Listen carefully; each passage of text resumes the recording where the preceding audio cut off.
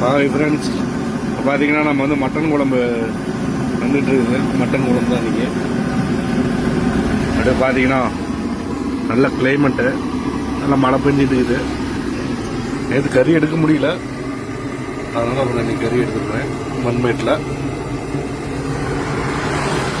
பார்த்தீங்கன்னா தெரியும், நல்லா மழை பெஞ்சிட்டு இருக்குது.